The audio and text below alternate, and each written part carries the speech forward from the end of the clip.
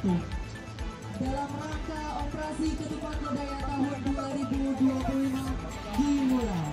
3, 2, 1. Setiap rekayasa lalu lintas itu punya parameter.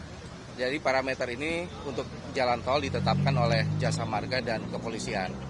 Saya melihat bahwa sepertinya dengan rekayasa one way nasional berarti parameter yang telah ditetapkan oleh Kepolisian maupun Jasa Marga sudah melewati, sehingga kemudian diberlakukan rekayasa one way nasional. Untuk rekayasa one way nasional ini diberlakukan sampai kapan?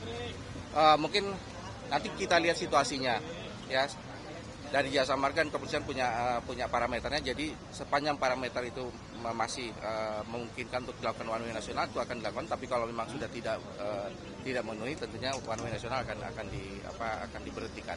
Selain dari one way nasional, dari rekayasa kontraflow maupun ganjil genap itu secara situasional juga atau seperti apa, Pak?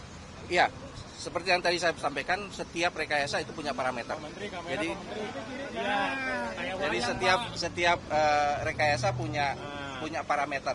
Nah, ini kemarin juga sudah ada dilakukan kontraflow maupun ganjil genap, itu berdasarkan parameter masing-masing. Parameter ataupun persyaratannya apa aja, Pak? Mungkin ada jumlah kendaraan tertentu sampai akhirnya nanti one way? Ya, jumlah kendaraan tentu yang dihitung. Lalin per jam yang ditetapkan itu seperti kalau nggak salah ada 5.000, 5.500, kemudian 6.000 sampai 7.000. Kalau sekarang 8.500. Untuk one way nasional 8.500 per lalin per jam. Pak, penegasan berarti hari ini puncak dari arus mudik ya, Pak, ya, diprediksinya? Ya, kalau kita lihat dengan jumlah kendaraan yang sudah 8.500 per jam, maka kami bisa menyampaikan bahwa ini adalah puncak dari hari dari mudik. Prediksinya sendiri, Pak, untuk jumlah kendaraan pada puncak arus mudik hari ini? Kita mesti totalnya 2,1 juta. Total ya, secara total. H+2. Sampai dengan H+2. H2. Pak, ini kan one way sudah dimulai, pada imbauan nggak untuk pemudik menggunakan jalur A atau B itu untuk mereka yang mau kemana, misalnya apakah yang ke Jawa disarankan nanti ambil yang kanan atau bagaimana? Karena ini sudah diatur, jadi kita sih tidak membatasi arus A atau B. Yang penting kita sarankan bahwa mereka mengemudi dengan hati-hati. Antisipasi apa saja, Pak, yang sudah dilakukan nanti kalau misalkan sesuatu yang terjadi di jalan begitu? Pihak kepolisian sudah menempatkan personilnya di lajur ini, dan tentunya dari pihak kepolisian sudah mengantisipasi semua hal yang mungkin akan terjadi apabila para pemudik melewati jalan one way nasional. Alternatif dibanding Jakarta di arteri gimana, Pak? Arteri sama seperti menyiapkan one way nasional, kepolisian maupun pihak Jasa Marga sudah mengantisipasi untuk jalan-jalan arteri, menempatkan personil-personilnya di jalan arteri untuk membuat jalan arteri tetap lancar sebagaimana yang diharapkan dari kendaraan yang balik ke Jakarta. Pak, dibanding periode yang sama kan tahun kemarin bahwa teman itu naik 1,5%, Pak. Apakah akan ada level kontingensi, Pak, atau level darurat di arus mudik tahun ini, Pak? Saya rasa karena kenaikannya tidak sedemikian drastis dibandingkan tahun kemarin, maka perlakuannya kurang lebih sama seperti kami lakukan dengan tahun kemarin. Pak, selain rekayasa arus lalu lintas, apa lagi antisipasinya? Mungkin dari pembatasan angkutan barang atau apa? Kalau pembatasan angkutan barang itu sudah kami lakukan dari tanggal 24 Maret hingga nanti tanggal 8 April. Jadi itu adalah bagian dari antisipasi kita untuk mengatasi masalah para pemudik yang akan melintasi di jalan tol khususnya. Tapi masih ada beberapa sejumlah angkutan barang yang melintas, itu berarti pengecualiannya seperti apa, Pak? Kita kan namanya pembatasan, tidak semua kendaraan berat kita larang, ini bukan larangan. Jadi ada kendaraan berat yang memang kita bolehkan untuk melintas, seperti yang mengangkut bahan baku sembako, kemudian BBM itu kita, dan ada beberapa kategori lain yang kita izinkan untuk melintas. Pak, tahun lalu banyak kritikan soal kontraflow, Pak, yang juga menjadi salah satu faktor kecelakaan di kilometer 58 begitu. Apakah ada skema untuk mengantisipasi hal itu tidak terjadi lagi nggak, Pak? Mungkin dari Pak Waka bisa menyampaikan.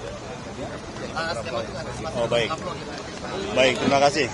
Pertama, saya ingin menambahkan keterangan dari Bapak Menteri Perhubungan tadi ya, berkaitan dengan pemberlakuan pengaturan atau rekayasa lalu lintas.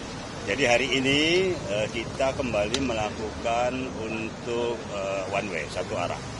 Saya mendapat informasi dari Jasa Marga bahwa perkiraan itu sampai dengan H+2 kurang lebih 2.100.000 kendaraan yang akan keluar dari Jakarta.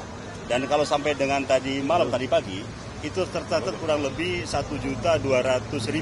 Artinya ini sudah 60%. Oleh karena itu perkiraan mudah-mudahan hari ini memang puncaknya, ya kita pantau terus. Tetapi kalau seandainya tinggal 40% hari ini dan besok, sampai masih ada waktu kita dengan tanggal 30, berarti mudah-mudahan itu cukuplah kira-kira pembagian pengaturan arus lalu lintas.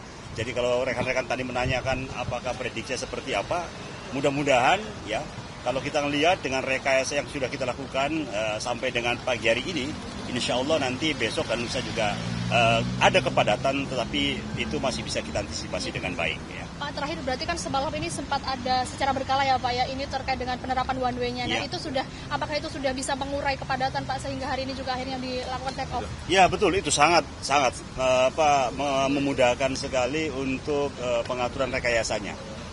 Begini, jadi kalau kita lihat situasi untuk memberlakukan one way itu tergantung situasi kondisi di lapangan.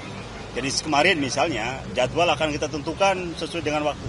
Ternyata sebelum itu kepadatan sudah belum mengekor. Ya, oleh karena itu kebijakan di lapangan itu langsung dilakukan one way. Nah itu juga sama. Hari ini dan seterusnya akan kita berlakukan seperti itu. Jadi menyesuaikan situasi dan kondisi yang ada di lapangan. Jadi sekali lagi kita harap para pemudik jangan sampai menunggu kapan one way dilakukan. Nah kemarin terjadi karena apa? Salah satu kepadatan mereka menunggu one way. Padahal one way itu kita berlakukan sesuai dengan situasi dan kondisi. Ya, tapi insya Allah nanti ganjil genap sudah diberlakukan, kontraflow sudah dilakukan, one way juga kita lakukan, dan skema-skema rekayasa seperti itu mudah-mudahan nanti akan memperlancar arus mudik kali ini. Ya. Laka di kontraflow seperti yang terjadi tahun lalu gimana Pak? Ya, kembali terkait dengan pengaturan petugas di lapangan dan pengaturan daripada arus lalu lintas yang masuk itu sendiri. Ya. Itu penting, saya kira. Mudah-mudahan di pembelajaran tahun ini jauh lebih bagus daripada tahun yang lalu. Ya, kita doakan seperti itu.